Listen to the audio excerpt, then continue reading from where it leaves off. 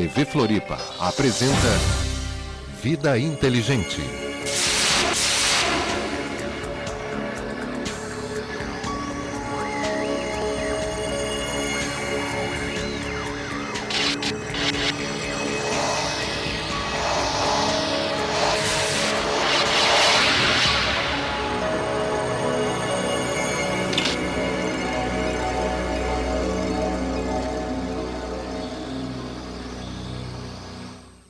Boa noite, Floripa, boa noite, Brasil, boa noite, mundo. Estamos mais uma vez aqui com o nosso programa Vida Inteligente. Nessa abertura hoje, saudando o Paulo Urban, nosso amigo psiquiatra lá de São Paulo, que hoje está ligado aqui no nosso programa, cujo tema é enxaqueca. Mandamos também um grande abraço. A internet é uma coisa fabulosa, né? Quem sabe utilizá-la bem, tira o máximo proveito dela. Ou seja, ela é uma fonte de consulta fabulosa. Ela faz com que a gente localize pessoas queridas que não vemos há décadas. E no meu caso particular, eu gostaria de mandar um grande abraço para a família de Lutia, acho que é isso, Maria Delice, o seu esposo, seus filhos, a irmã gêmea Maria Carmen, também um grande abraço, um grande beijo. A Yara, eu estou muito feliz de ter reencontrado vocês, saudáveis, com famílias lindas, 40 anos depois. Isso é muito bom, isso é muito gratificante, que vocês vivam saudáveis e que a gente possa se reencontrar daqui a mais 20 anos também, ou até quando for necessário. Uma outra coisa que eu gostaria de compartilhar, essa semana eu fui fazer exames. Estou meio gordinho, já fazia tempo que eu não fazia exame. Fui e verifiquei que fazia um ano, desde os exames clínicos que eu havia feito, foram em janeiro de 2008. Isso prova a minha displicência, ou o tempo corre tanto que a gente se esquece, né? E na idade que eu estou já, na segunda fase dos 50, vamos dizer, eu devia estar mais atento a isso. Pois bem, antes tarde do que nunca fui, fiz os exames, e a cardiologista me prescreveu, entre outros exames, hemograma completo e uma série outra, solicitou-me uma chapa dos pulmões. Falei, puxa vida, já disse aqui muitas vezes que eu fui fumante durante 40 anos. E eu não sei há quantos anos eu não tirava uma chapa dos pulmões. Eu já tive 5, 6, 7, 8, sei lá quantas pneumonias. Já tive choque anafilático. Já tive pneumotórax espontâneo, já tomei antibiótico de monte e além do fator cigarro. Quando ela me pediu, vai tirar a chapa dos pulmões, eu falei, meu Deus do céu. Pois bem, fui lá, tirei a chapa dos pulmões. Nesse intervalo entre tirar a chapa dos pulmões e pegar o resultado, muita coisa me passou pela cabeça. E por que eu estou compartilhando isso com vocês? Porque é importante, eu considero importante. Vocês sabem que o programa é ao vivo, nós somos uma grande família e aqui é tudo em aberto. Eu pensei, puxa vida, se sou sempre positivo, sou sempre um cara otimista, mas se porventura eu tiver com um problema sério, como é que eu vou encarar isso? Não eu encarar porque eu tenho a minha visão sobre vida e não estou preocupado com esse aspecto de vida à morte. Eu estou preocupado com os meus, com filhos, com amigos, com pessoas que eu amo, com algumas pessoas que eu comecei a me questionar, será que eu teria tempo hábil, se eu descobrisse algum problema, de me redimir de algumas coisas que eu não fiz por comodismo, ou por achar que eu sou perene, ou por achar que eu posso fazer isso amanhã? Então, gente, meus amigos, meus queridos telespectadores, amigos, esses 2 dias, até sair o resultado da chapa dos pulmões, e até eu ver que estava tudo normal, essa reflexão que eu fiz, olha, mexeu comigo. Então, eu deixo aqui, o que é bom para mim não necessariamente é bom para vocês, mas eu levantei esse aspecto. Será que todos nós, se fôssemos embora hoje, iríamos de cabeça tranquila? Que nós fizemos tudo o que a gente queria? Dissemos tudo o que a gente quis dizer para os nossos queridos? Então vamos refletir, porque a gente nunca sabe quanto tempo a gente vai estar aqui. E o pior coisa, sei lá se existe vida depois da morte, não quero nem entrar nessas questões. Mas Se tiver, você já pensou você passar para o outro lado com remorso? Meu Deus, eu não quero entrar nessa. Bom, dito isso, eu tenho o imenso prazer de trazer aqui novamente um grande amigo, um profissional de quem eu sou um fã incondicional, porque é um médico, é uma pessoa hipercompetente, aqui e fora também, que eu tenho a página dele, vocês já vão conhecê-lo, já conhecem, e nós vamos abordar um tema que incomoda muita gente, que é a tal da enxaqueca. Eu recebo com muito prazer o neurologista, doutor Paulo César Trebisol Bittencourt. Boa noite, Paulo. Boa noite, Grego. Sempre é muito prazeroso estar aqui na tua companhia e no teu programa. E também gostaria de cumprimentar os amigos que estão nos prestigiando. Tem muita gente, né? Hoje tem até, principalmente tem até onde hoje? Austrália ou não? Deve ter uma amiga australiana, Sophie, um beijo para ti. Então, de norte a sul, de todos os lugares do mundo, nós estamos aí. Paulo, enxaqueca é um assunto, quando eu coloquei o tema e mandei a mala direta, eu tive um retorno muito grande, porque parece que é um mal que aflige muita gente, Grego. Olha, primeiro, deixa começar pela origem da palavra, que eu acho essa palavra, apesar dos transtornos que ela causa na vida de muita gente, a palavra em si é uma palavra bela. Você sabe que o linguajar médico ele é dominado por duas línguas, a sua, a grega e a latina. Sim. Agora, essa palavra enxaqueca, ela é árabe. E os árabes foram aqueles que introduziram medicina de bom padrão na Europa. E legaram para o nosso idioma esta palavra. Shakika, em árabe, quer dizer dor de um lado só da cabeça. Shakika. Essa não é a única manifestação de enxaqueca, mas é aquela que é a mais tradicional, a dor em um lado só do crânio. E qual é a importância da gente discutir enxaqueca? É que esse transtorno aflige mais ou menos 10% da população feminina. Então veja, um problema que afeta tanta gente e é tão pouco compreendido e tão mal manuseado.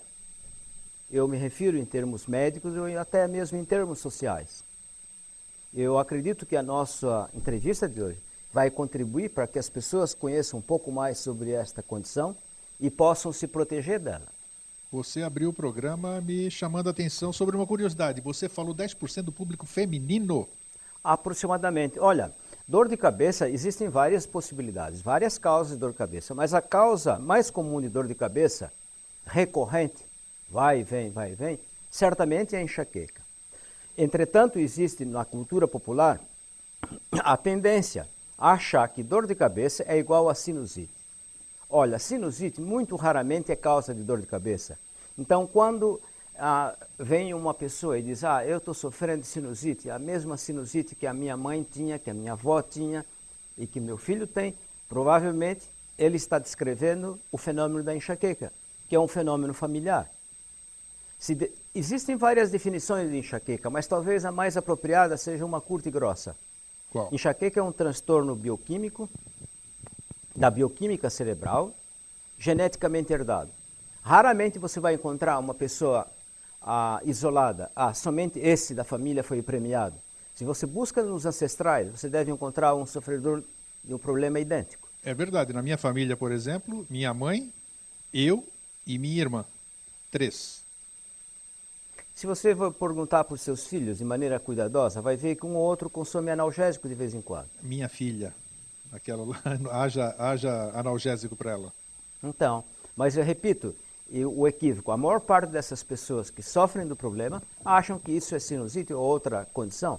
Na verdade, estão diante desse problema, a enxaqueca. Tá, e qual é você falou do público feminino, não ataca tanto homem, ataca mais mulheres?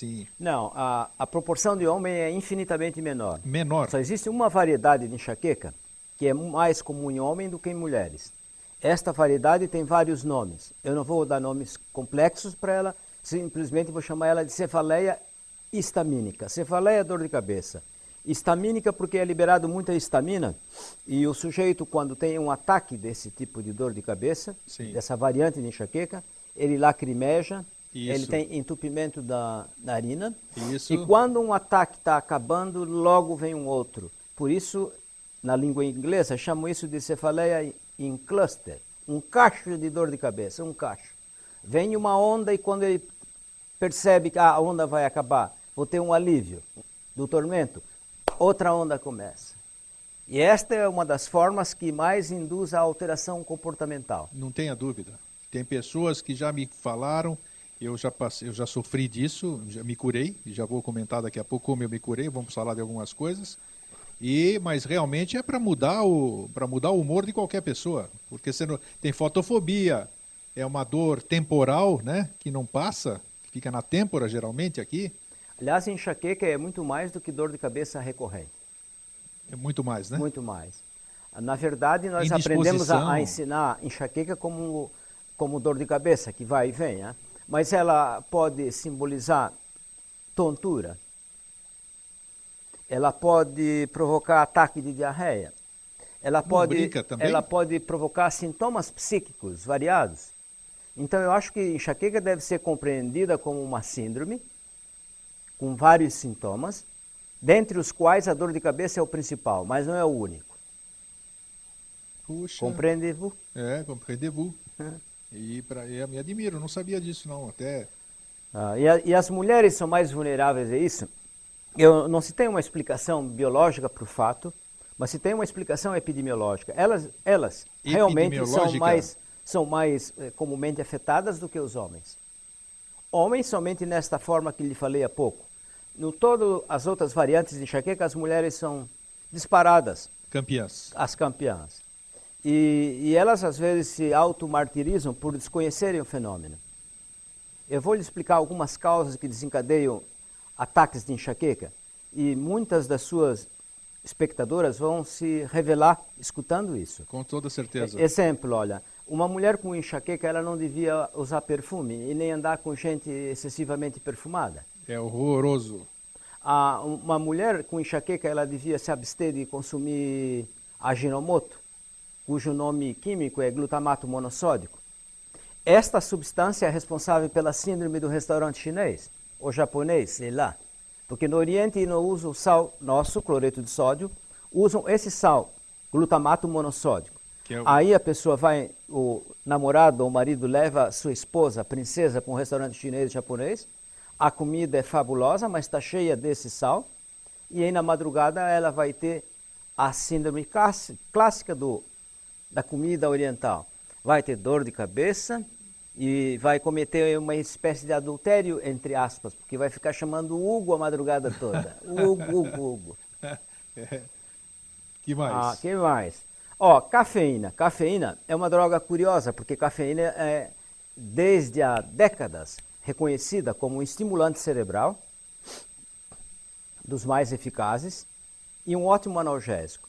Entretanto, em sofredoras de enxaqueca, ela provoca um efeito paradoxal. Então, ela tem um efeito analgésico agora imediato, Sim. E poucas horas depois, ela é capaz de provocar um genuíno ataque de enxaqueca. Então, pessoas que sofrem deste problema deviam ser aconselhadas a se absterem do consumo de qualquer substância contendo cafeína. Mas todos os remédios para enxaqueca, a composição é cafeína? Isso é uma burrice da indústria farmacêutica. Aliás, não é verdade? Claro, isso é uma burrice colossal. Agora, você deve lembrar, e as pessoas em casa devem lembrar, que não somente comprimidos analgésicos contêm cafeína, Coca-Cola é cheia de cafeína. Coca-Cola, sim. Chá. Sim. Chá preto é cheio de cafeína. Também. O famoso Red Bull, Puxa, que impede o sujeito de cair duro de tanto álcool, é graças à cocaína. A cafeína, que no caso tem um efeito similar à cocaína. Então, cafeína seria uma substância que as pessoas sofredoras deveriam se abster de consumir. Um quarto item que a gente pergunta, assim, você, quando come queijo, paga como tributo dor de cabeça?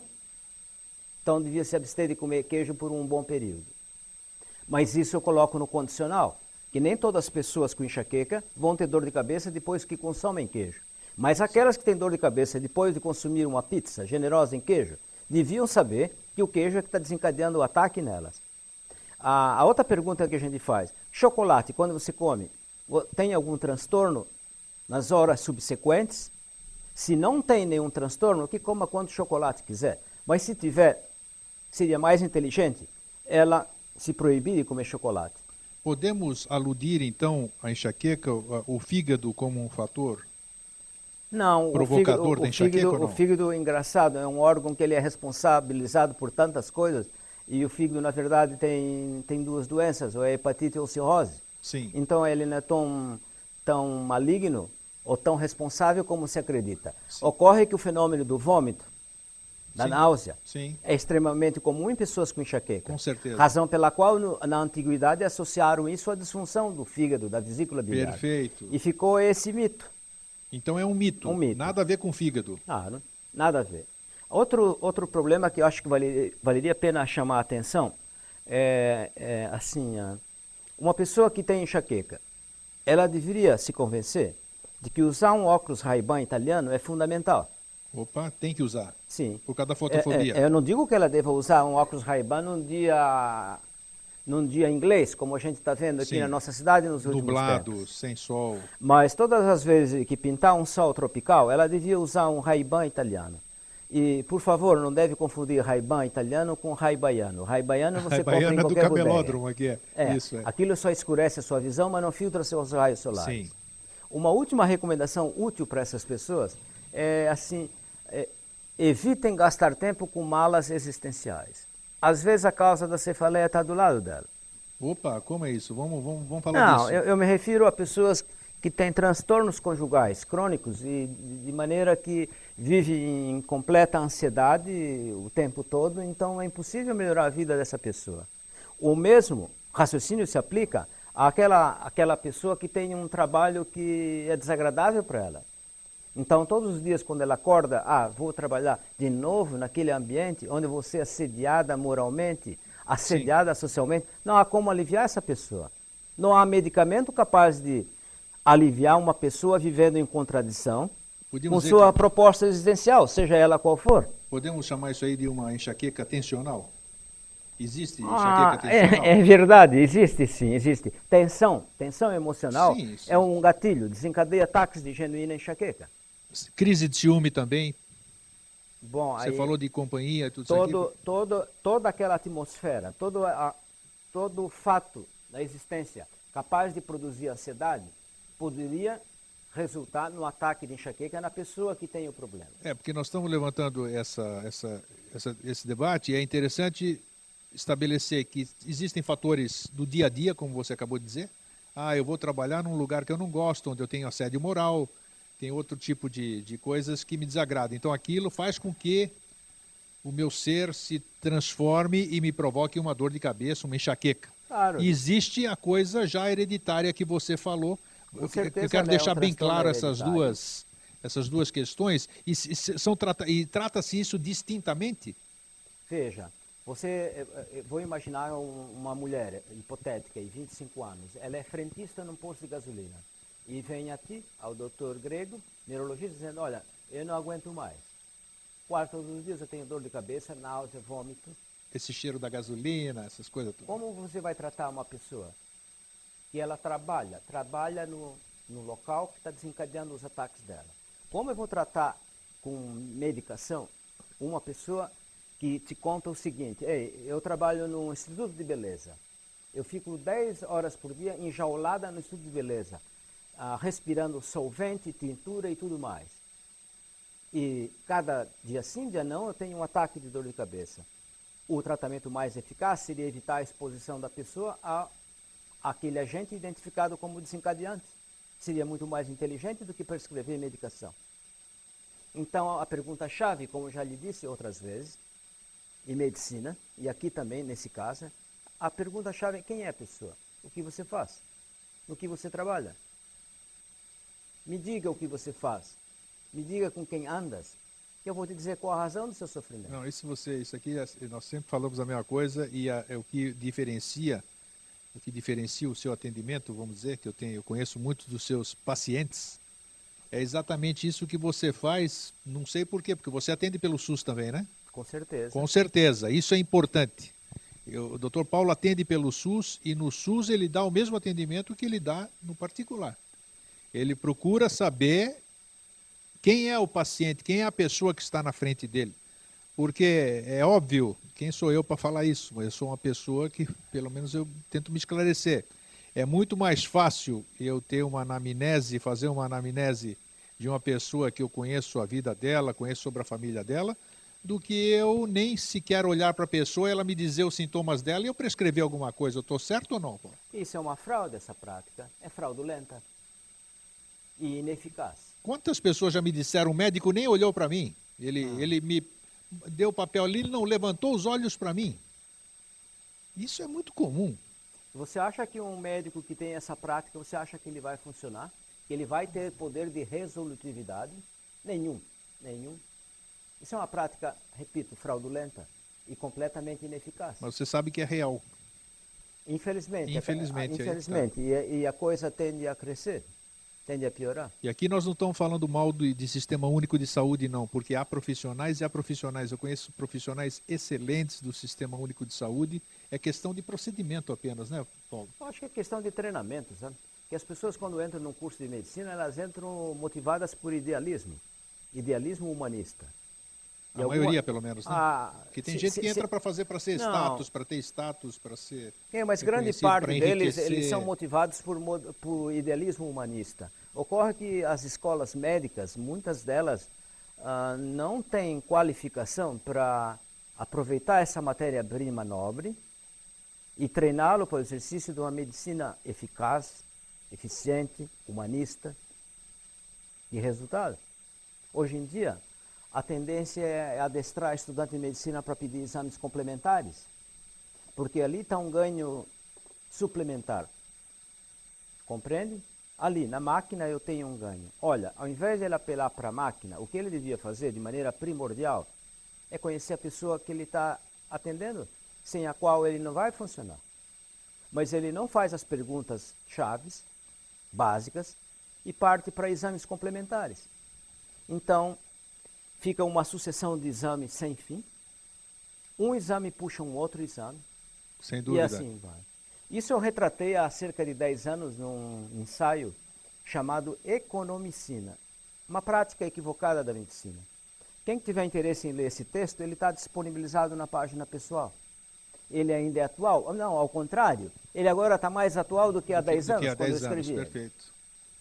Vamos falar de novo, já que a gente não tem o caractere aqui, neurologia.ufsc.br www.neurologia.ufsc, Universidade Federal de Santa Catarina.br. Anote e pesquise, tem artigos sensacionais do Dr. Paulo César Trevisol Bittencourt. Paulo, para a gente dando sequência, eu vou contar o meu caso. Eu padeci por dependência da família, como você disse, é hereditário. Minha mãe, minha irmã, e eu também, estou com 58 hoje, até até os 50 anos, eu padecia disso também. Aquela enxaqueca temporal, aquela fotofobia, não queria saber de nada, mal-estar estomacal e tal. Até que um dia, sabe-se lá por que cargas d'água, eu resolvi parar de tomar um copo de café com leite pela manhã, que era o hábito da minha vida inteira.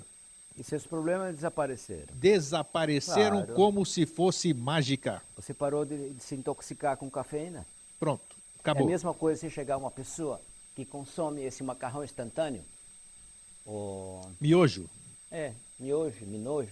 Sim. Ótimo para matar a fome na madrugada, mas se você sofre de enxaqueca, não seria bom abusar. O que tem no miojo que detona a cabeça da pessoa? O tempero. O sal é glutamato monossódico, é Ajinomoto? É um Ajinomoto, claro, é japonês. Então tem filhos de pessoas que sofrem de enxaqueca que são ávidos consumidores desse macarrão instantâneo.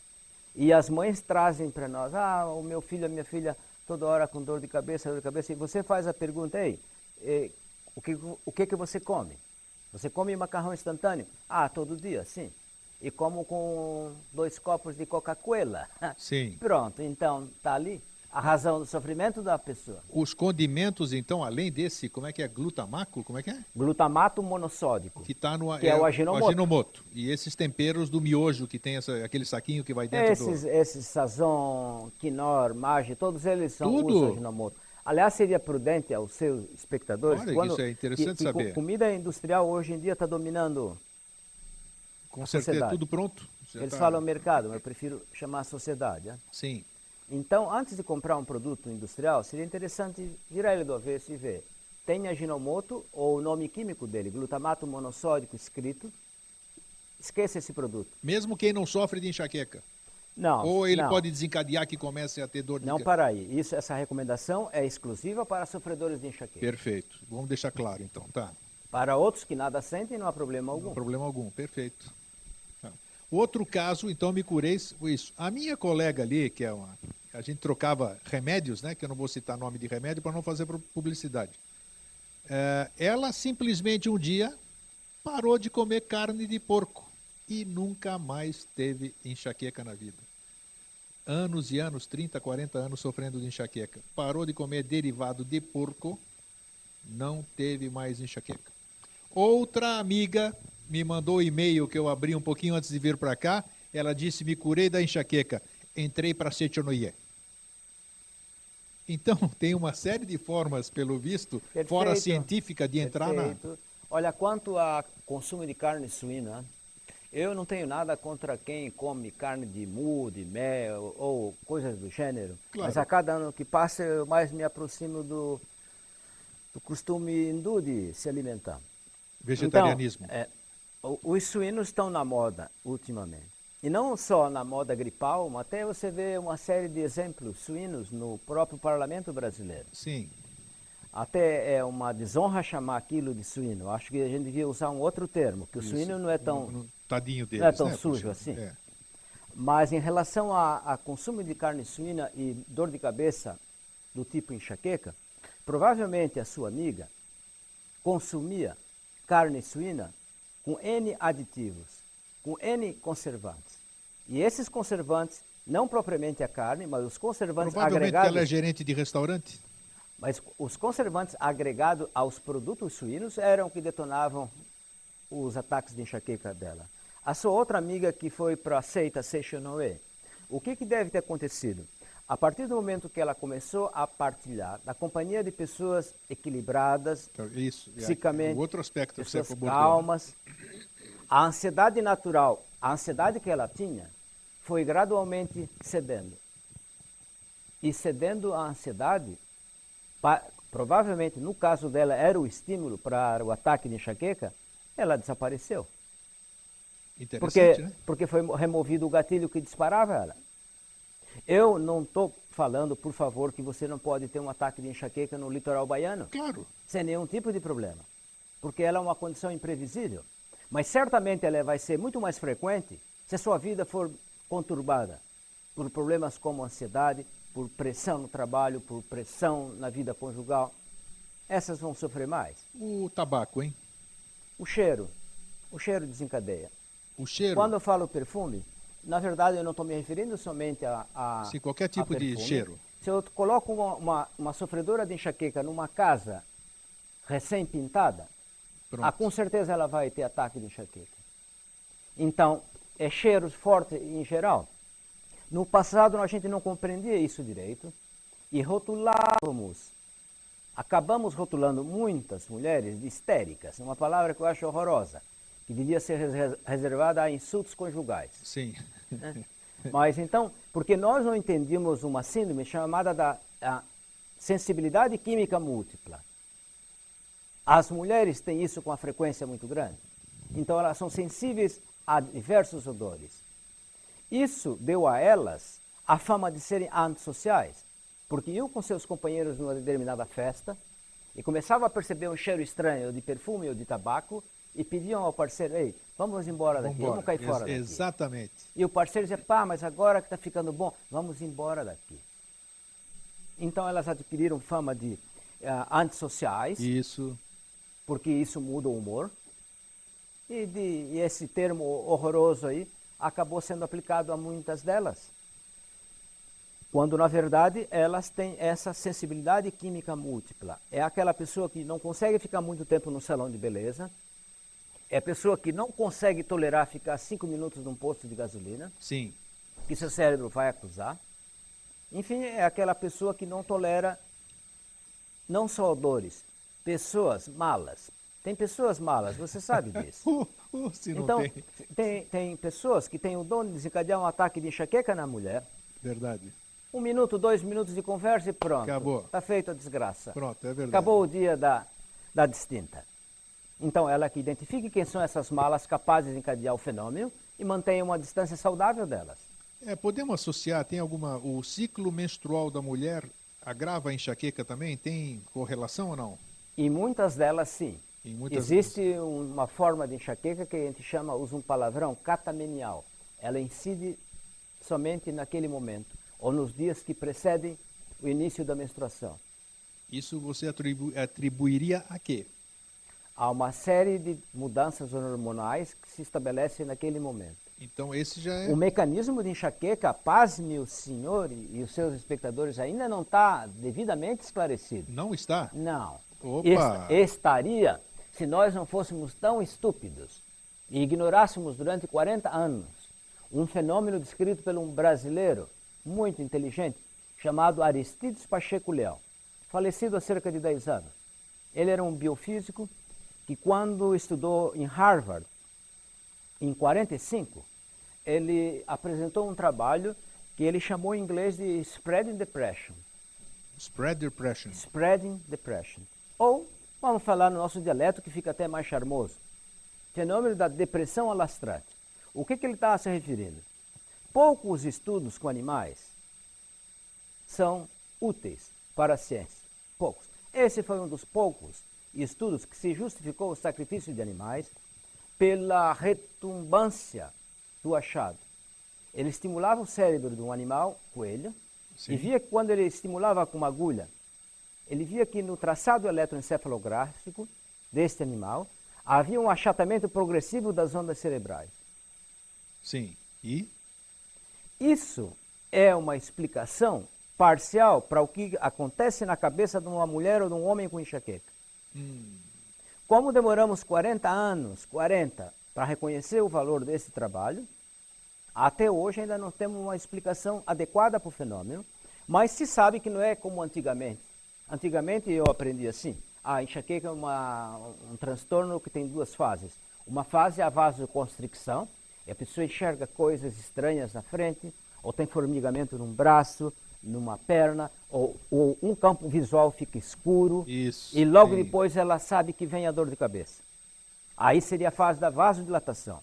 Na verdade, esta primeira fase, que era atribuída à vasoconstricção da artéria, é um fenômeno neuronal, relacionado àquilo que o Dr. Leão descreveu. Há uma depressão progressiva da atividade elétrica cerebral. Qual o mecanismo? Por que isso? Isso. Então existe N ideias. Porque o coelho era estimulado para isso. E como é que dá no ser humano? E como é que dá no ser humano? Então existe N teorias para justificar isso, mas quando tu tem N teorias para justificar um mesmo fenômeno, provavelmente nenhuma delas é correta. Com certeza. Então ainda está para ser esclarecido esse fenômeno, mas se a gente tivesse visto isso há mais tempo, com certeza já teríamos definido com enorme clareza tudo que se passa na cabeça de uma pessoa com enxaqueca. Então nós temos hoje, o que nós podemos ter? Tem até uma pergunta que eu vou encaixar aqui no meio no telespectador. Na hora da crise, existe algum produto contra? A pergunta talvez seja... Algum produto que alivie? Ou só o Sumax. O que é Sumax? Sumax é semitriptana? Sumatriptan. Sumatriptana. Sumatriptano na nossa... é o Hugo. Esse meu amigo Hugo, ele tem um histórico clínico aqui que é enlouquecedor, o coitado. Olha, na hora da crise, uma caverna seria o ideal. Escura, sem barulho. Um pano com água fria, amarrado na cabeça. E usar qualquer analgésico que seja do agrado dele e funcione. Isso varia de pessoa para pessoa. Os sumatriptanos são as drogas modernas para o ataque de enxaqueca. Mas dipirona, uma droga antiga, também funciona bem no ataque de enxaqueca, desde que ele faça esse tipo de ritual. Retire-se do ambiente com luz, vá para um quarto escuro, aperte a sua cabeça com um pano, uma toalha envolvida em água fria.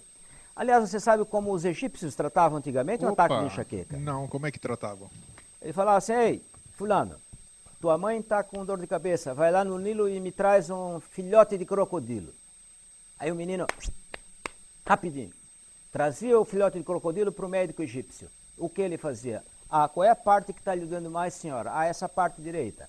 Enchia a boca do filhotinho de crocodilo de algum material, grama, e pegava a barriga do filhote de crocodilo, que é fria, e amarrava em volta da parte dolorida do crânio.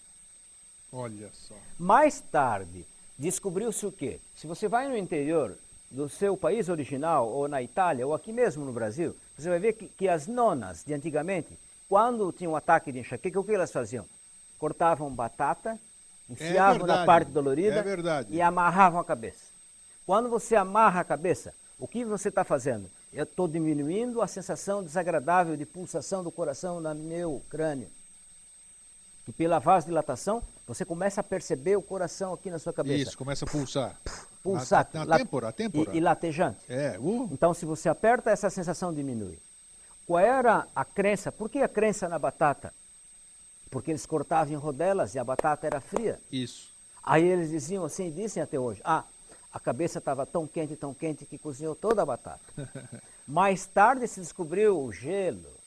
Então, com a descoberta do gelo, paramos de sacrificar filhotes de crocodilos, paramos de cortar batatas e desperdiçá-las. Sim. E passamos a usar gelo. Então, a pessoa num ataque de enxaqueca, se ela não tiver nada em casa, e se tiver água fria e uma toalha, ou uma fralda de criança, pegue lá, molhe isso, envolva na cabeça, aperte e vá para aquilo que eu lhe descrevi, uma caverna, e fique quieto lá. Bote uma placa ali, por favor, não perturbe. Tudo bem, isso aí sim, isso aí nas crises. Agora, como prevenir? Como prevenir e como até curar? O que você Identifique qual o fator que está desencadeando as crises naquela pessoa. Eu vou lhe contar um caso. É uma bela anamnese, né? Claro, é história. Quem é a pessoa? Talvez o caso mais fascinante de enxaqueca que eu tive a oportunidade de atender. Vamos lá, isso. Foi de um senhor que me visitava de vez em quando. Mas uma vez ele fez uma observação que eu achei altamente pertinente. Ele me falou, finalmente, olha, minha dor de cabeça, essa tragédia, ela aparece somente em 2 meses do ano. Olha só. Outubro, novembro, doutor Paulo. Aí a vida fica insuportável para mim. Aí perguntei a ele, o que existe na sua casa, no seu jardim? Do lado do meu quarto tem um pé de jasmim. Quando floresce o jasmim aqui na nossa cidade? Outubro, novembro. Estava morta a charada. Que é isso? Então até pedi ele, não precisa sacrificar o jasmim, doe ele a uma pessoa que não sofra de enxaqueca, mas tire ele lá perto do seu quarto. O perfume do jasmim era o desencadeador da enxaqueca do homem. Sim, era desencadeador de todo o tormento. Assim como era o perfume do jardim, pode ser o perfume da gasolina ali. Eu moro do lado de um posto de gasolina e todo dia estou com dor de cabeça. Quantos de nós aqui não entramos num ônibus ou cruzamos com alguém na rua e só de sentir o perfume da outra pessoa já dá aquela dor de cabeça transtornado. imediato? Não, às vezes não é a dor de cabeça, às vezes é o transtorno psíquico, a irritabilidade. Também. É estranho isso. A dificuldade de se expressar. Frequentemente, pessoas com enxaqueca têm dificuldade de se expressar no momento da crise. Porque é um fenômeno. Não, porque além da dor, o fenômeno é neuronal. Enxaqueca, como eu costumo dizer, é prima irmã da epilepsia. Então, ela causa transtorno no funcionamento da córtex cerebral. O sujeito fica meio fora do seu natural. Então, existem formas psiquiátricas de enxaqueca, em que a pessoa fica confusa, irritada, braba, explosiva. Em função da dor e do mal-estar, é isso? Em função da dor e do mal-estar e da alteração da atividade elétrica cortical. Tá, mas agora vamos entrar nisso. O que desencadeia a alteração da atividade elétrica? Nesse caso, o que pode acontecer? Bom, como eu lhe disse há pouco, nós não sabemos ainda tudo, a cascata, tudo isso que está envolvido com o ataque de enxaqueca. Mas isso acontece. Mas, se você pergunta para ele ali, ei, você, onde é que você trabalha? Eu trabalho no estudo de beleza. Eu lido com tintura. Esse é o agente que está desencadeando o fenômeno. A outra menina italiana pode lhe falar o seguinte, eu não consigo viver sem queijo, doutor. Eu começo o meu dia com um pedação de queijo. E você sabe como essa raça adora queijo, né? E o queijo tem um componente chamado tiramina. Tiramina? E esse se sabe que é capaz de desencadear ataque de dor de cabeça na pessoa sensível. Agora fica difícil para um médico convencer uma moça de origem italiana a se livrar de queijo por alguns meses. Ele precisa ter um bom poder de convencimento. Enfim, ele precisa ser um bom curandeiro para convencê-la de que, olha, sua desgraça, seu tormento está sendo provocada pelo seu hábito alimentar. Como você descobriu de maneira intuitiva, parando de tomar café? Ali cabe ao médico dizer, identificar claramente, é o queijo que você está comendo que está desencadeando o seu sofrimento. Pare de consumir ele. Com relação a álcool, é curioso porque o cérebro de uma pessoa com enxaqueca, ele reage de maneira distinta ao álcool, embora seja uma substância só. Mas tem pessoas com enxaqueca que toleram a cerveja e são completamente intolerantes a vinho. Puxa. E vice-versa. Sim. Então veja que o fenômeno não dá para generalizar. Sempre tem que ser visto numa base individual. Como eu disse, quem é você? Onde você trabalha? Com quem você vive? Independente, isso é importante você estar falando e vamos esclarecer. Você falou que é hereditário. Não há dúvida em relação a isso. Sim. E em sendo hereditário, mesmo assim, eu posso fazer com que ou ela desapareça ou ela diminua, é isso? Claro. Se você olha aqui... Quando a gente fala em hereditariedade, a gente acha que é alguma coisa irreversível. Eu trouxe da minha família e vou carregar isso pelos éons. O que é uma lástima e o pior que eu vejo nesse aspecto que você acaba de salientar, que isso é estimulado à população. Você tem um problema que vai permanecer o resto da vida. E ainda diz que seus filhos têm grande possibilidade de ter a mesma coisa, então já te programa mentalmente para coisa ruim. Mas a frase mais inteligente que eu encontrei a respeito disso ali foi de um caboclo da região da Serra e de Lages. Ele falou assim para mim: ô doutor, essa doença é judiadeira, ela não é matadeira. É judiadeira mesmo, puxa vida. Mas uma frase assim marcante para mim, porque com 2, 3 palavras ele definiu a situação. Mas como eu vou impedir que ela seja judiadeira? Procurando identificar nessa pessoa quais são os fatores que detonam a crise de enxaqueca nela. Evidente que algumas vezes você não consegue identificar claramente, e aí resta o uso de medicação preventiva. Sim. Ou, não somente medicação, até acho uma lástima porque ela é pouco usada. A acupuntura também funciona como preventiva em muitas pessoas com enxaqueca. Meus colegas ortodoxos provavelmente vão ficar muito puto da cara com isso que eu estou afirmando. Mas ela é um método eficaz? Existe comprovação científica, sim, de que ela funciona como preventiva de ataques de enxaqueca. E por que não usá-la? Particularmente quando nossos fármacos não funcionaram. Ou funcionaram, mas provocaram efeitos colaterais intoleráveis. Aí eu tenho que perguntar, você aceitaria algumas agulhas? Ah, sim, ok. Então, vá se agulhar, vá fazer acupuntura. Como que você, considerando que você disse que a cafeína é ruim para esse caso aqui, existem outros tipos de medicamentos eficazes sem a... Para a crise? O seu colega ali já mencionou sumatriptano na crise. Sim. Como o fenômeno da enxaqueca... Isso sem prescrição médica, sem nada? Sumatriptano aqui? Sabe que eu não sei se isso tem controle ou não? Acho que não, nem deve ter controle, não. Existe uma forma interessante desta medicação que é nasal. Como a maior parte das pessoas vitimadas por ataques de enxaqueca na fase aguda, elas estão nauseadas ou já estão vomitando, então seria interessante você usar um medicamento que não fosse por via oral, ou por via parenteral, veia, ou essa formulação nasal. Isso é nasal? É. Esse... Mas repito mais uma vez, Grego, não há assim, claro. O funcionamento de cada todo caso analgésico. É um caso, precisa de uma anamnese, precisa de um estudo. Poderíamos usar o sumatriptano, mas poderia usar a clássica, velha aspirina. Se ela não tiver estômago... Acetilsalicílico? Sim, se ela não tiver o estômago sensível, esse também funciona. Dipirona também funciona, é uma droga clássica. Mas todas essas drogas funcionariam melhor se fossem acompanhadas no ritual básico. O ritual básico se recolha num quarto escuro. Eu me referi Isole-se, né? a uma caverna, né? Vá para uma caverna, fique quieta lá. Não estabeleça contato com pessoas, porque naquele momento do ataque é difícil para você encontrar as palavras certas para comunicar suas ideias. Sem dúvida. Então evite o contato com alguém que venha lhe pedir algum tipo de ajuda ou venha simplesmente conversar. Você tem que dizer para ele, não, agora no momento é impossível. E passe lá, pegue lá o pano com água fria e aperte a sua cabeça até o máximo que você pode. Sabe um negócio que eu bolei um dia? E vou ter ainda uma grata surpresa de trazer aqui e dizer que vai funcionar. Diga. Eu acho que alguém devia criar uma espécie de capacete freezer. Capacete, tá aqui. Começou o ataque. Enfia a cabeça no capacete freezer. Baixa a temperatura do crânio. Eu tenho, por intuição, Vasoconstrição. claro que isso vai funcionar de uma maneira fantástica. Olha, interessante. Interessante. A ideia está lançada, os senhores inventores, senhores fabricantes. Fabricantes, que o invento já foi...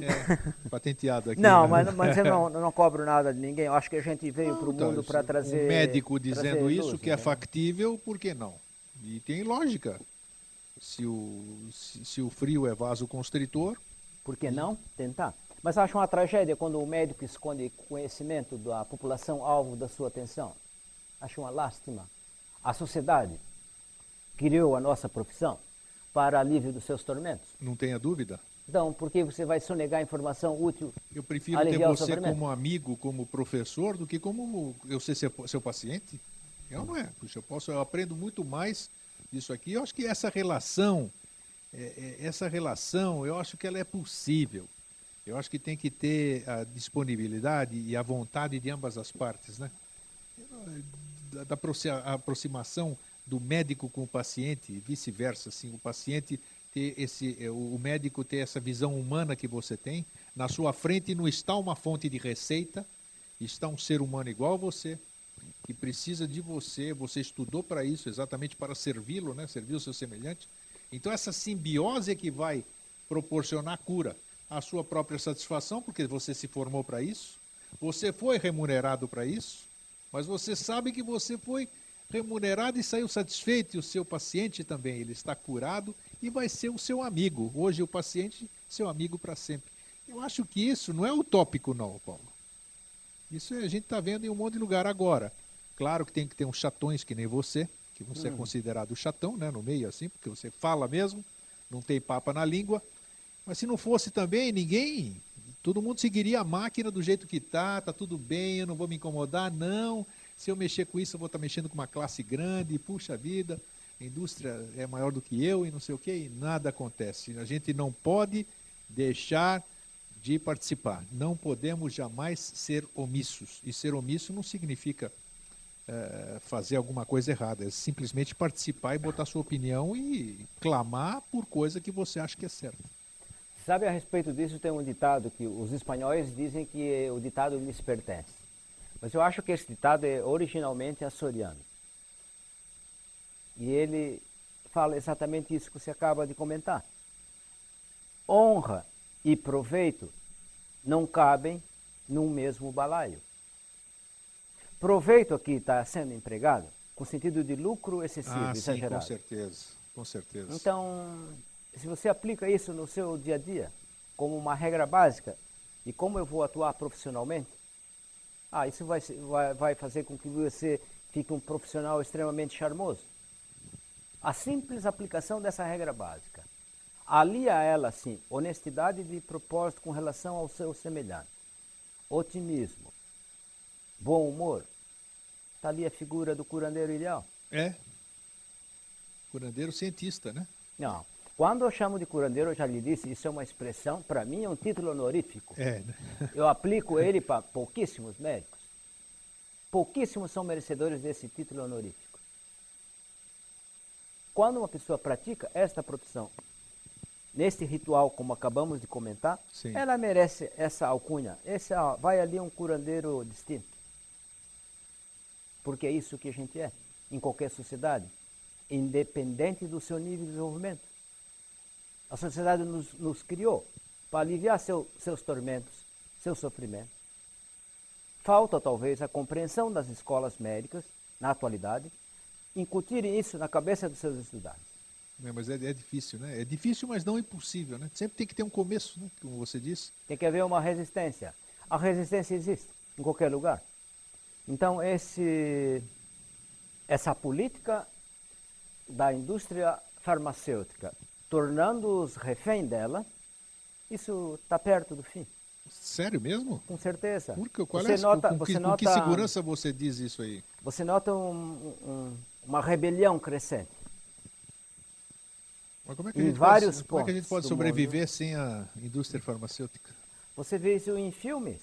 Você já vê essa rebelião iniciante. Sim. No filme a gente tem aquela visão de filme ainda, Sim, né? mas você vê o jardineiro fiel ou infiel, aquilo que se passou na África lá. Aquilo já é uma tímida reação, muito tímida não, uma reação contundente à indústria farmacêutica, que não tem muito escrúpulo. Embora hajam indústrias farmacêuticas de bom padrão, éticas, Sim. o que elas almejam é lucro. Com certeza, é uma A qualquer indústria, é uma custo. empresa. Então, às vezes você vê N produtos para enxaqueca que você percebe de antemão que é verdadeira fraude. Então, por que eu vou submeter isso a aquelas pessoas que procuram a minha assistência? Por quê? Porque é do interesse delas que eu prescreva isso? Por falar nisso, a enxaqueca qual é o médico adequado para enxaqueca? A enxaqueca é um distúrbio, podemos chamar posso estar falando besteira? É um distúrbio neurológico, transtorno neurológico? Transtorno neurológico. É neurológico. Então, o neurologista geneticamente herdado, resultado de uma alteração na bioquímica cerebral. Sim, então o profissional mais adequado para cuidar de uma enxaqueca, orientar sobre enxaqueca, seria um neurologista? Olha, eu vou mais além, né? Um bom clínico geral bem treinado, ele dá conta do recado, com toda certeza. E agora o currículo novo da Universidade Federal, ela tende a dar maior informação ao indivíduo lá formado, permitindo a ele maior poder de resolutividade, identificar qual é o problema, tratar e solucionar. No clínico geral? É. Então, um bom clínico geral, ele consegue fazer um bom diagnóstico e solucionar o problema. Qual é Casos resistentes. Ok, então eu vou pedir a opinião de um colega da especialidade, de um neurologista. Como você vê o futuro, que você disse aqui no programa, para surpresa minha, de que ainda não está estabelecido uma cura ou não se sabe ainda todas as causas da enxaqueca, né? Como você vê no futuro breve ou no futuro distante, está se caminhando bem as pesquisas, os estudos para acabar com esse mal? Claro, vamos dizer? mas veja, eu te falei que a gente perdeu 40 anos não dando a devida atenção ao trabalho desenvolvido pelo doutor Aristides Pacheco Leão. Sim, mas alguém está trabalhando em cima da tese dele claro. agora? Ah, então você isso pega sim. ali, vai no Dr. Google. Eu Tá. vi você trabalhando há pouco. Sim. Clica ali, fenômeno de leão. Fenômeno? De leão. Leão? É. Leão, o que ruge? Leão. Sim. Leão, sobrenome do distinto. Ah, sim, tá. Você vai ver que todo o trabalho que discute enxaqueca nos últimos 10 anos, ele menciona esse fenômeno. Puxa. Então eu tenho a esperança que mais 5 anos, 10 anos, a gente vai ter destrinchada toda a fenomenologia relacionada à enxaqueca. Mas mais ainda, você falou no meio da nossa conversa que você parou de tomar café e o fenômeno foi embora como que por encanto. No jejum, em jejum, porque Tá. eu tomo café com leite durante o dia e não tenho dor Não de tem cabeça problema. também. Então, várias pessoas, elas que sofrem desse problema, deveriam fazer um esforço pessoal para tentar identificar qual o fator que desencadeia o problema nela. Perfeito, perfeito. Ó, Já é um como, começo, como né? aquele senhor que identificou lá com auxílio, né? E que era o cheiro Do da jasmim. flor do jasmim. Toda pessoa que sofre desse transtorno deveria fazer uma pesquisa. Ei, o que existe de errado no meu dia a dia? Às vezes, para nós médicos é tão fácil identificar, mas não cabe ao médico recomendar divórcio. É verdade. Não cabe. Sim. Aí você vê que o problema é a mala com quem convive. Pode ser. Como eu vou solucionar problema conjugal crônico? Como? Aí vive em contínua ansiedade, ou o contrário também é verdadeiro. Você trabalha num ambiente desagradável. Você detesta o seu trabalho. Você não gosta do que você faz. Tem um chefe chato. Aquilo funciona como uma espécie de estupro diário. Como eu vou resolver a dor de cabeça dessa pessoa? Eu tenho que sugerir a ela, ei, que tal você chutar o balde e procurar um emprego que lhe seja agradável? Que você goste do que faça, que lhe dê prazer, gratificação. Vai resolver a sua enxaqueca. Sem dúvida, a gente tem exemplos disso, né? Está com problema conjugal? pessoas se Vá transformam. num psicólogo, tente solucionar Sim, isso. uma terapia. Ou solucione Terapia um 2, jeito ou de com outro. certeza. Eu acho que as pessoas, antes de mais nada, elas têm que querer, porque se você não tomar iniciativa, ninguém vai poder te ajudar, né, Paulo? Sim. E de mais a mais, como eu te falei da acupuntura, viu? A gente, médico da medicina ortodoxa, a gente não tem um monopólio de como ajudar alguém em dificuldade. Então eu admito que outras práticas têm uma eficácia similar a nossa. Se você vai na Índia, você vê os hindus praticando yoga. Sim. E dizem que dá bom resultado nisso. Mas como dá? Porque yoga deve baixar o nível de ansiedade. Baixando Sem o nível de dúvida. ansiedade, soluciona a enxaqueca. E acontece o milagre. É análogo ao efeito que aceita Shenoye, Sechonoye. Seichonoye fez na sua amiga.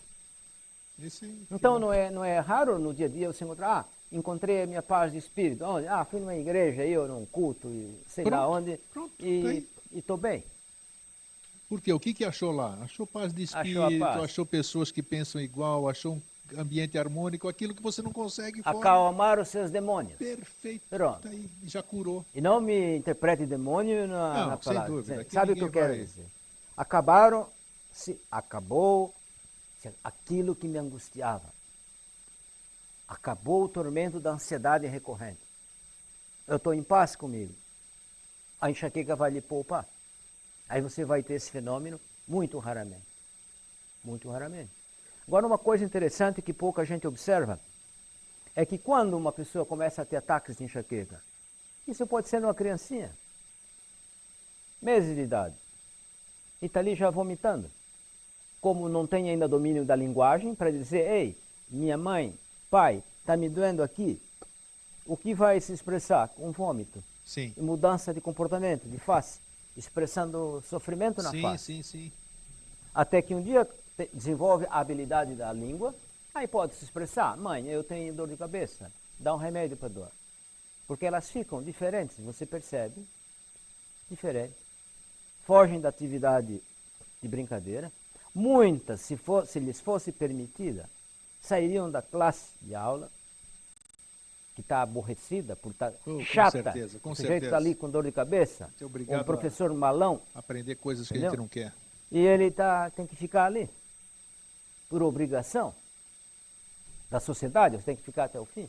Aí sai dali vomitando, até chegar em casa. E aí não conta porque tem medo, né? Que você sofre uma repressão e não sei o que, essas coisas. Mas como que você tem dor de cabeça só quando vai para a aula? E por que as pessoas não se interessam em ver como é essa aula? É verdade. Aí tá. Quem está dando aula para essa criança? Eu acho que hoje, estamos quase no fim aqui, temos 2, 3 minutinhos. Eu acho que o mais importante aqui de tudo, o mais importante foi tudo que nós falamos. Mas é importante o que você acabou de dizer. Comece a perceber, né? Comece a se temos 3, né? 3. Comece a perceber os dias que você tem crises, procure rememorar o que você comeu, o que você cheirou, o que você participou. É mais ou menos, vamos encerrar dessa forma, né, Paulo? Oriente o nosso telespectador dessa forma de prestar atenção para poder ajudar até numa anamnese para que alguém possa ajudar essa pessoa a minimizar esse mal-estar em decorrência das enxaquecas. Se a pessoa que sofre de enxaqueca, ela for observadora, com toda certeza, ela vai identificar a razão do seu sofrimento. Se ela não identifica, um bom curandeiro vai ajudá-la a identificar, baseado na história clínica dela. O que você faz no dia a dia, onde você trabalha, qual a sua alimentação, que você consome, como é que é o seu hábito de vida.